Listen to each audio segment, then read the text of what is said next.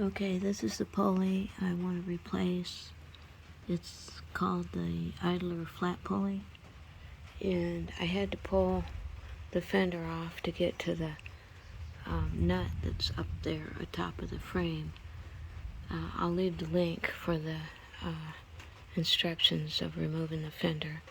So I've got a 14mm wrench on here in a position that it'll hold the nut for me, and then underneath I've got a 15mm socket that I'm using. Okay, that's the wrench, and this is the pulley that I'm getting off. So this whole tensioner is going to fall down once I remove it, so I'm going to hold up that bracket while I change it out.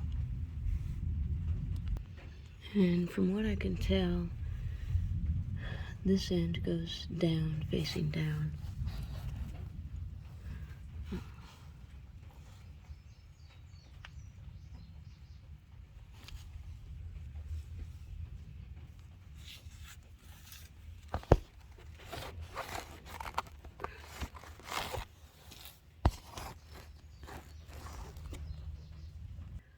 Okay, I got the new pulley on, and I got the bolt started.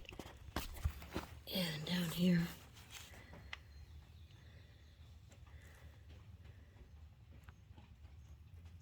okay, finally got it on. It's spinning good. Initially, I put that top washer on backwards. And then this one is new. I haven't tightened it up yet. And then this one here was put on about a year ago. But now they're all moving nice and smooth. So I'll put a link on how to get the belt back on, changing out the drive belt.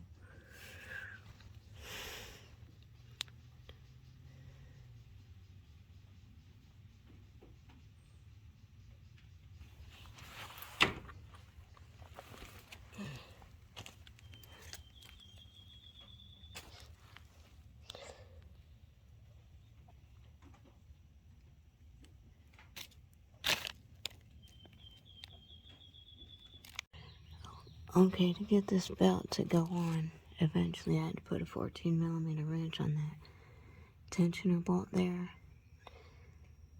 and pull counterclockwise on it. Then I was able to get the belt finally on this. Now I did have to loosen this bolt just a little bit to get things to move, so I'm going to tighten that back up.